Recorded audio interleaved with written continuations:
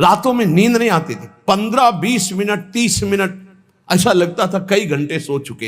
एक बार यार, एक बार हिम्मत करो, नाम जप करते हुए निकलो इस मिट्टी के घेरे से, शरीर के घेरे से। हमें हर समय नाम में रहना है, पता नहीं कब क्या हो जाए। सब ज्ञान का ज्ञान नाम जप है। सब बड़े बड़े महापुरुष जो भी नाम जापक है, वो नाम चाहे ओम हो, चाहे राम हो, चाहे कृष्ण हो, चाहे राधा हो, चाहे दुर्गा हो, चाहे माँ हो, चाहे वो सब उसी अनंत के नाम हैं। बिना संसार का चिंतन छोड़े और नाम जप के आज तक किसी का मंगल नहीं हो सकता। अरे आज तक इतिहास साक्षी है, चाहे गुरुवाणी उठा के देख लो, चाहे जितने भी शास्त्र, सब में भगवान के चिंतन और भजन की महत्ता है। आज केवल मनोरंजन हो रहा है, आज केवल दिखावे की बातें हो रही। तिलक लगाएंगे, कंठी बांधेंगे, लोग क्या कहेंगे। बड़ा कलयुग का प्रभाव चल रहा है। शराब की बोतल मेज में ऑफिस में खोल के पियो, कोई मना नहीं करेगा, लेकिन भगवान की अगर गीता पढ़ने लगो तो तुम्हें डर लगेगा।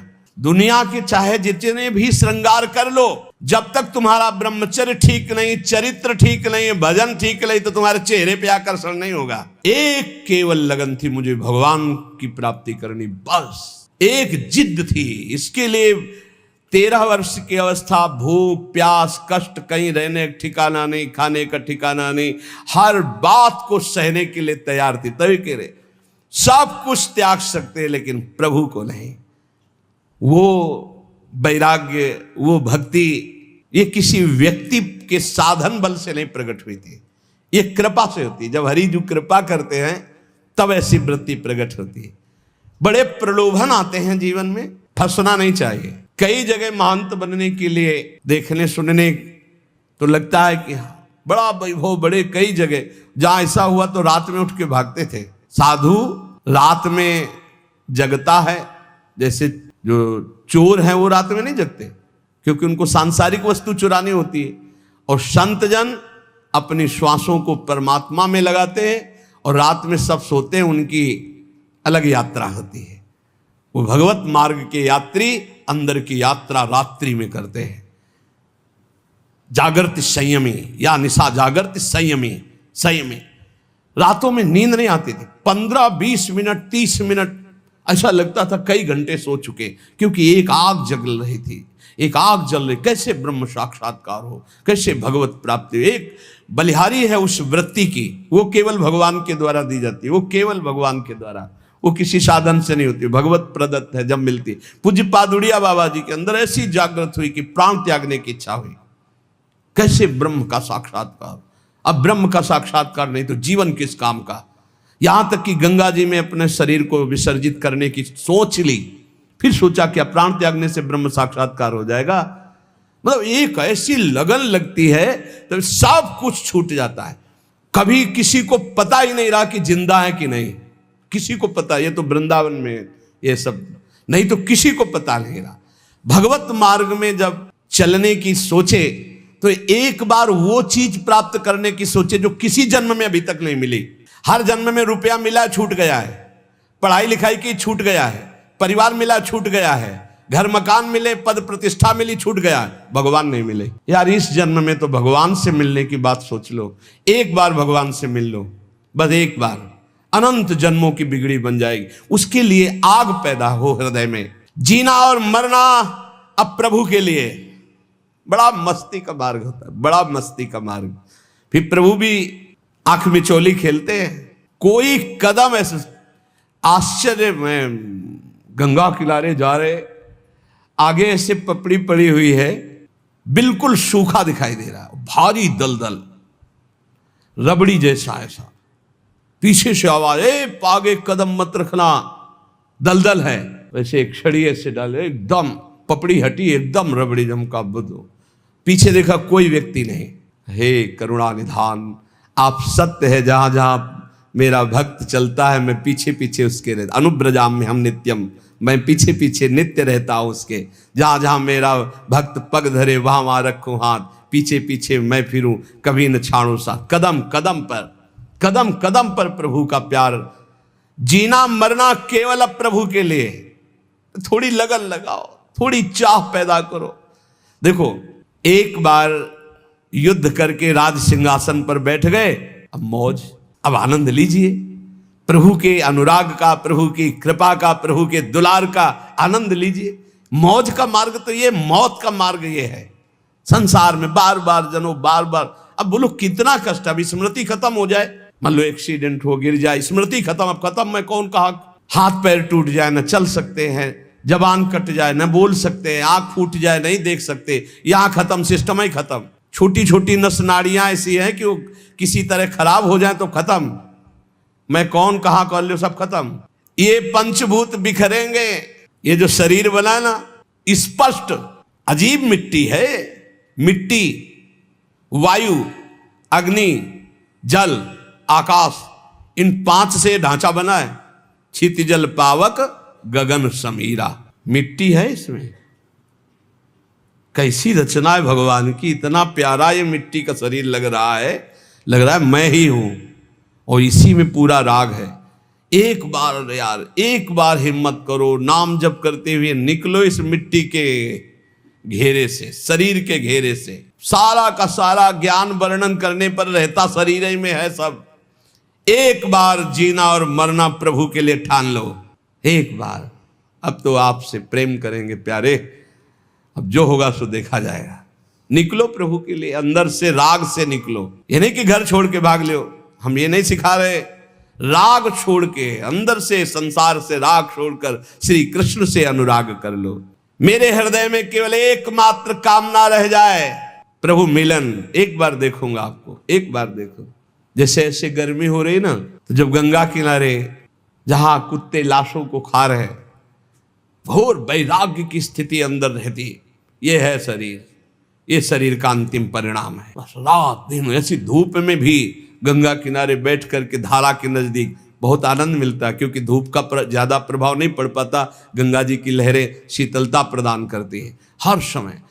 इतना तो जरूर हम कहेंगे कि गंगा जी एक अद्वितीय है, गंगा जी एक अद्वितीय पवित्रता है, गंगा जी एक अद्वितीय मूर्तिमान ज्ञान और वैराग्य की धारा है, और यमुना जी अद्वितीय प्रेम प्रदान करने वाली भक्ति की, रस भक्ति की धारा है।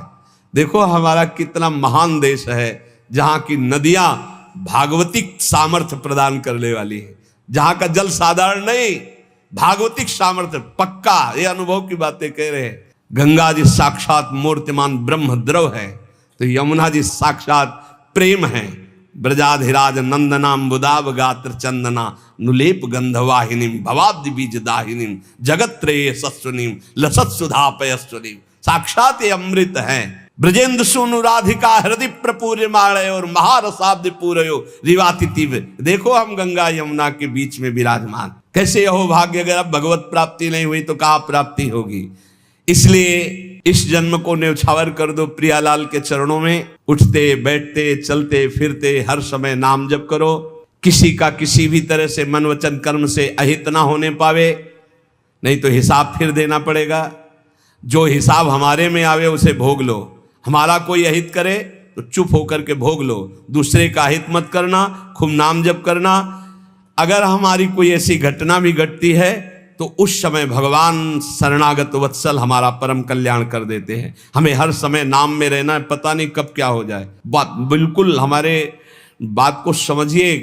सत्संग, भगवत शरणागति, गुरु कृपा, ये सब भगवत प्राप्ति करा देते हैं, पर हमें लगता है कि आनंद की अनुभूति वर्तमान में हो जानी चाहिए।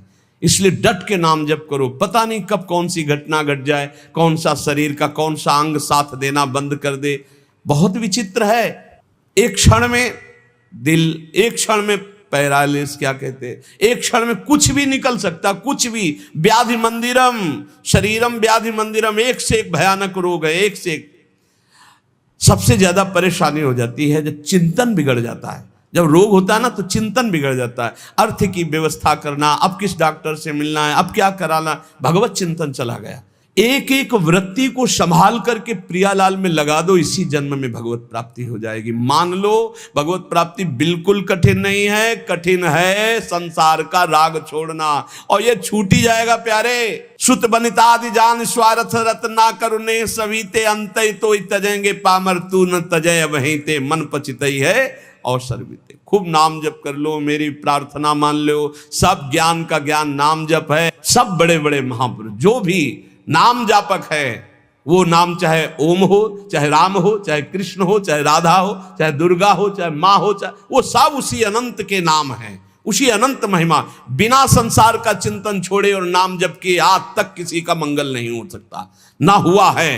कोई भी ऊंचाई पर चढ़ा है तो नाम जप के चढ़ा है, भजन से। इसलिए डट के भजन करो, किसी की बात मत सुनो। अरे आजकल ऐसे नास्तिक लोग हैं जिनके करोड़ों लोग बात सुनने वाले, नास्तिक लोग, हर संत की उपहास कर देना, हर शास्त्र का उपहास कर देना, हर संत के सिद्धांत का उपहास कर देना, बोले नाम जप से। अरे आज तक इतिहास साक्षी है, चाहे गुरुवाणी उठा के देख लो, चाहे जितने भी शास्त्र, सब में भगवान के चिंतन और भजन की महत्ता है। भजन नहीं तो और क्या जीवन में है। प्रवचन वही सुनो, तस्मात् शास्त्रम प्रमाणम थे। शास्त्र प्रमाणित होना चाहिए, भगवत चर्चा से युक्त होना चाहिए, भगवान नाम गुण रूप लीला धाम मनमानी आजकल बोलना शुरू हो गया है। इसलिए हम कह रहे हैं हाथ जोड़कर, प्रवचन बहुत संभाल के सुना जाए, जहां से हमारी नाम में रति हो, भगवान के चरणों में रति हो, इंद्रियों का संयम किया जा सके, संसार के राग को मिटाया जा सके, गंदी आदतें, गंदी बातें मिटाई जा सके, उसे सत्संग कहते हैं। ये प्रमाण देना है भजन की वृत्ति बढ़ाने के लिए। आज शास्त्रों का खंडन किया जाता है, आज सतमार्ग में वैसे ही भजन नहीं कर रहे।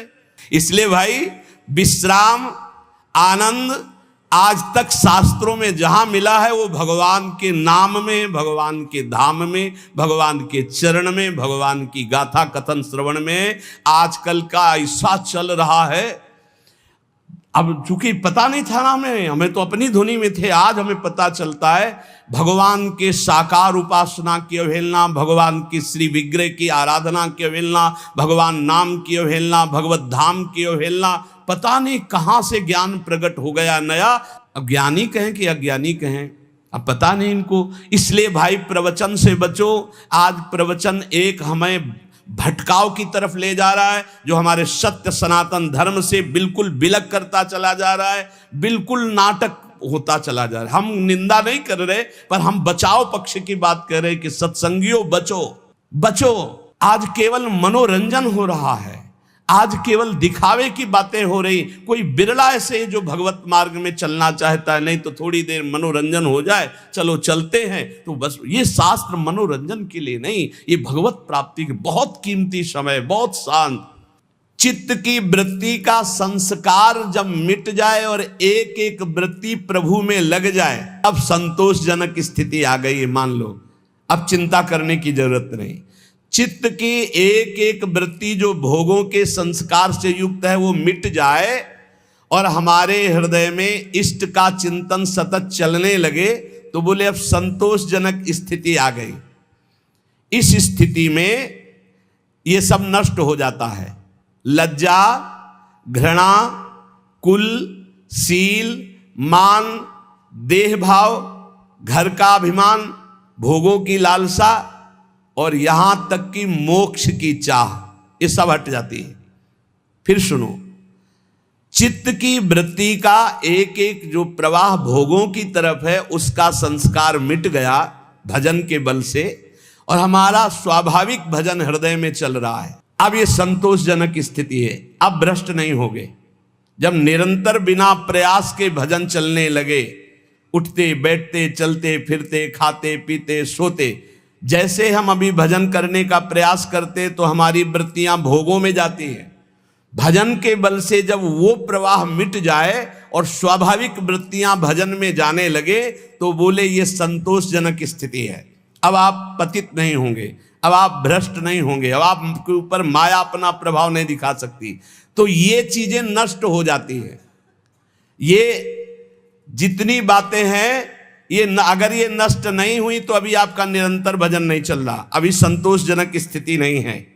क्या? लज्जा, तिलक लगाएंगे, कंठी बांधेंगे, लोग क्या कहेंगे, हे शर्म करने की ये बात है। लोग यही तो कहेंगे कि बड़ा भगवान का भगत बनता है।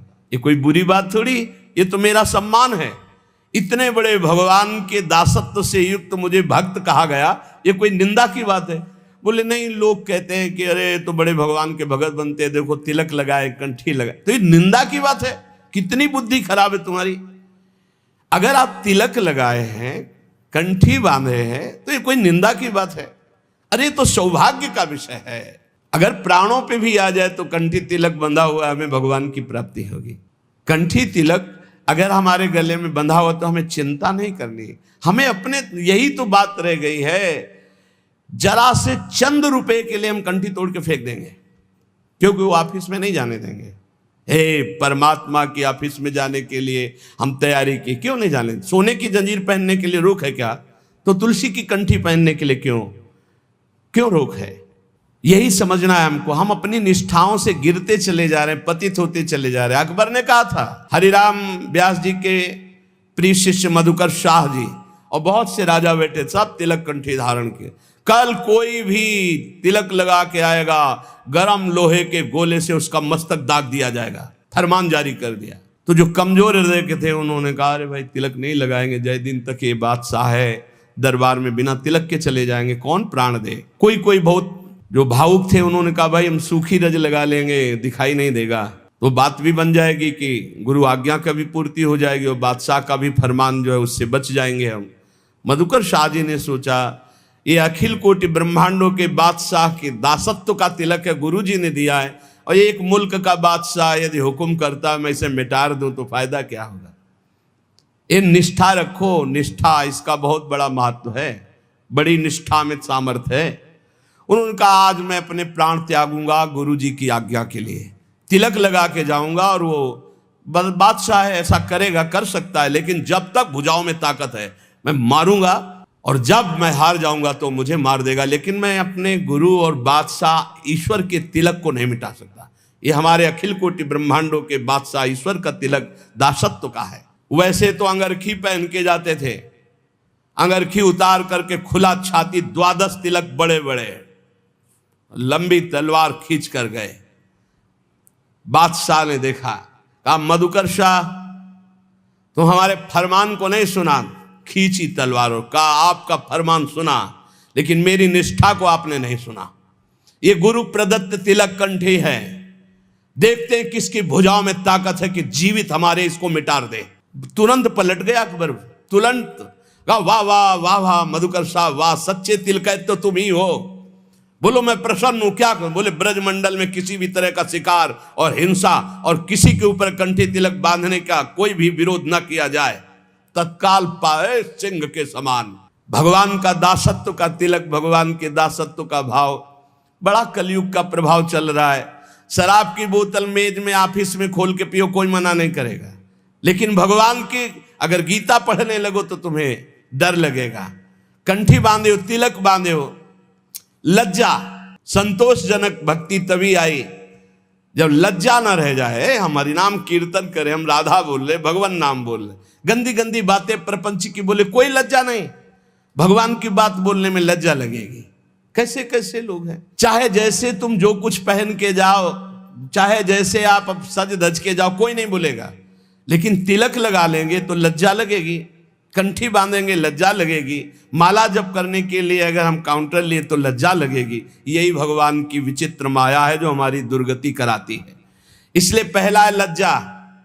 भक्ति में न लाज तीन लोकन की, 3 लोगों की लाज नहीं, यहां मृत्यु लोक की तो बात जाने दो, नहीं लाज करनी चाहिए। ठसक से लगाओ रज, जो होगा मंगल होगा, भगवत मार्ग के पथिक है, सब जगह से हटा दिए जाएंगे तो ऐसी जगह खुल जाएगी जहां मंगल हो जाएगा। कानपुर जिले में नरवल है, बहुत गरीब ब्राह्मण थे, अपनी निष्ठा से रहते थे, प्रसिद्ध थे वो निष्ठा से। आज अष्ट धातु का मुरली मनोहर जी का मंदिर बना है अंदर, और बड़ा विशाल बाहर जो अन्य उससे अष्ट धातु का मंदिर, अष्ट धातु के ठाकुर, और ऐसे कीर्तन सब चलता रहता। उन्हीं के घर में खुदाई में न जाने कहां से कितना धन निकला, सब वैभव ही वैभव। जैसे पीली मिट्टी ऐसे सोने की खाने हैं इस पृथ्वी पे, सोने की, चांदी की, रत्नों की, हीरा जवाहरात की, उसके भरोसे रहो। धनी हो जाना कोई बड़ी बात है क्या?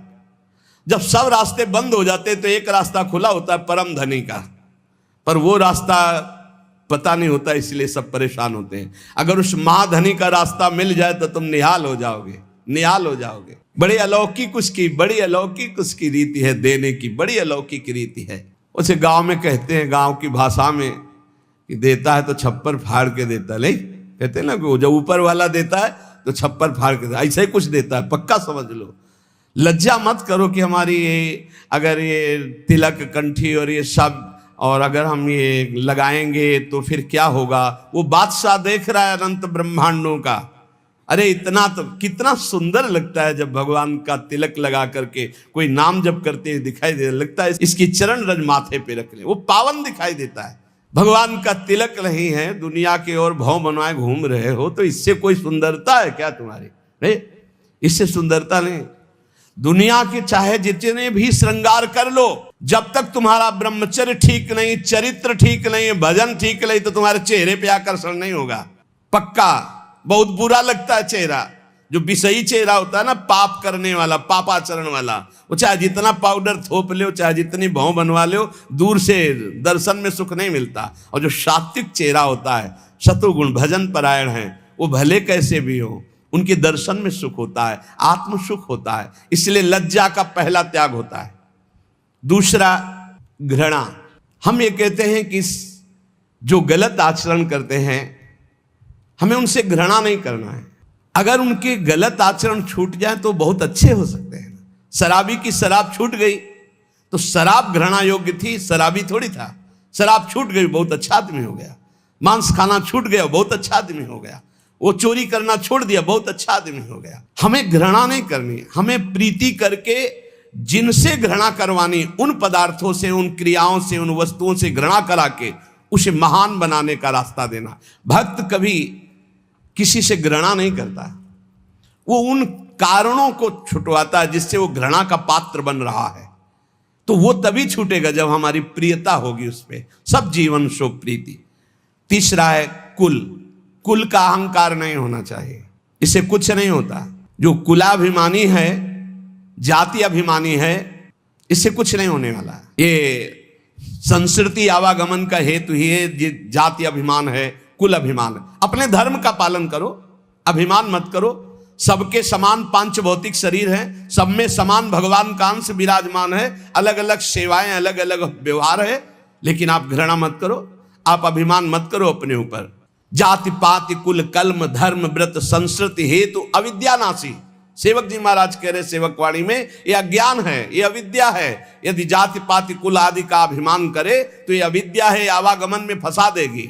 उसके हृदय में मान की लालसा खत्म हो जाती है। जो निरंतर भगवत भजन करता है वो सबही मान प्रद आप अमानी। कोई उसको प्रणाम करे तो अच्छा नहीं लगता, लेकिन वो दूसरों को प्रणाम करने में बहुत सुख का अनुभव करता है।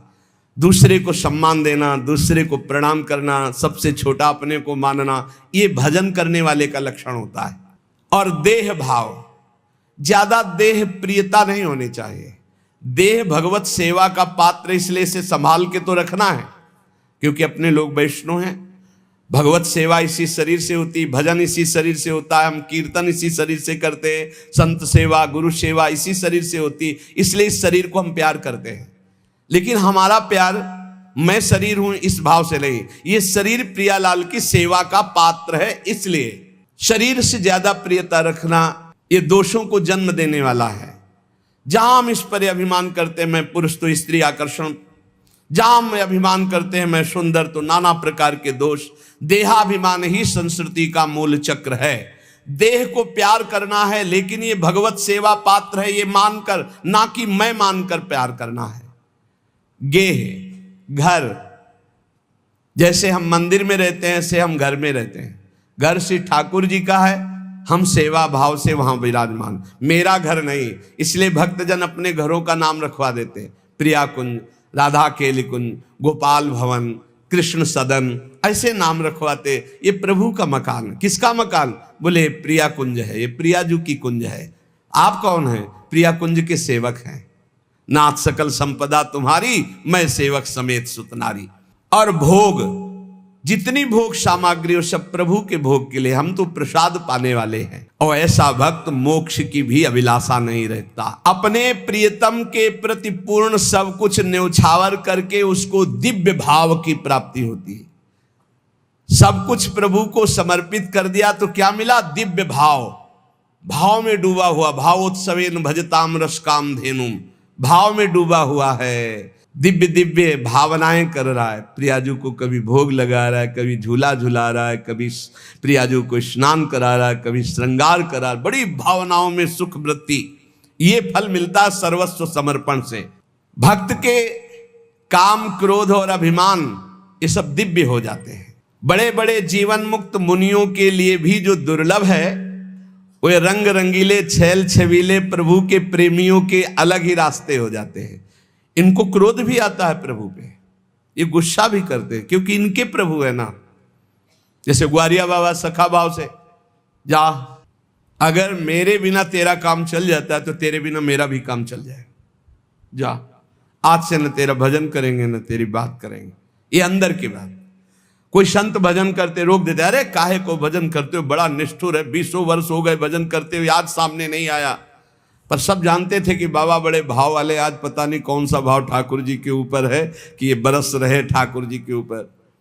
शाम तक न खाना न पीना, ऐसे ही बस नाराज है ठाकुर जी से। तो ऐसे सिद्ध पुरुष का कैसे चिंतन चल। वो कह रहे हैं भजन नहीं करेंगे, एक क्षण भी भजन का ताता नहीं टूट रहा है। आएगा ना तो बात नहीं, पक्का आएगा, वो हमारे बिना रह नहीं सकता। और आएगा तो बात नहीं करेंगे, बोलेंगे नहीं, छुएंगे भी नहीं, देखेंगे भी नहीं। तेरे बिना चल जाता है ना, मैं नहीं बोलूंगा तेरे सामने। ठाकुर जी भाव में उनके एक क्षण भी ठाकुर जी से बिलग ले और कह रहे थे कि मैं भजन नहीं करूंगा तुम्हारा। शाम के ठाकुर जी पीछे से आवाज, ए सारे ग्वारिया। बाबा 60-70 वर्ष के थे। ऐसी मेघ गंभीर वाणी, ये तो मेरे यार की वाणी। पीछे मुड़ के देखा, कमर में हाथ रखे वही ठसक, तिरछी चितवन, पीताम्बर, अनंत बिजलियों की सी कांति चमक रही पीताम्बर। लालजू महाराज फेट में मुरली। ए ग्वारिया तू नाराज है? अरे मेरा यार, दौड़ पड़े, गले लगाया। एक फिर एकदम याद आया, फिर मान धारण हुआ। ये हमने तो नियम लिया था, इसको देखेंगे नहीं, बोलेंगे नहीं। बोल भी दिया, गले भी लगा दिया, चलो, पर अब नहीं, चल दिए। ठाकुर जी पीछे से अचला पर, ए बाबा इतनी व्याकुलता तुमने कभी नहीं की, इसलिए मैं नहीं प्रगट में मिला। आज व्याकुलता की याद मिल गया। आज से पक्का वादा करता हूं, जब बुलाओगे तब आ जाऊंगा। बाबा नाराज मत। ऐसे भक्तों के पीछे, भक्तों का क्रोध भी अपने ही आराध्य देव के प्रति होता है, काम भी अपने आराध्य देव के प्रति होता है, लोभ भी आराध्य देव से। सब विकार भगवत स्वरूप हो जाते, दिव्य हो जाते हैं। एकमात्र भगवान से जिनका चित्त जुड़ गया है, उनके अंदर कामना जागृत होती। काम का तात्पर्य होता है कामना जागृत होती, एक बार हृदय से लगने की, एक बार मिलने की, एक बार देखने की। वो काम से पीड़ित होकर, अर्थात काम माने कामना, इस चाह से, इस कामना से पीड़ित होकर रोकर पुकारते हैं भक्त की कामना। हे देव, हे प्रीतम, दैत्य माने हे प्रीतम, हे विश्व के एकमात्र बंधु, हे हमारे मनों को अपनी ओर बरबस खींचने वाले, हे चपल, हे कृष्ण, हे करुणा के एकमात्र सिंधु, हे नाथ, हे रमण, हे नैनाभिराम। हा हा, तुम कब हमें अपने दर्शन दोगे, तुम कब हमारे दृष्टिगोचर होगे। परम पावन काम हो गया।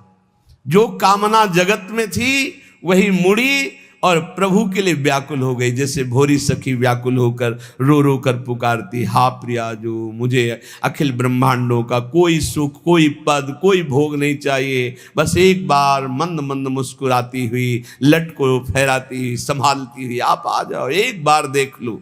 जब उपासक के हृदय में भगवत मिलन की कामना जागृत होती है तो सब काम भस्म हो जाता है।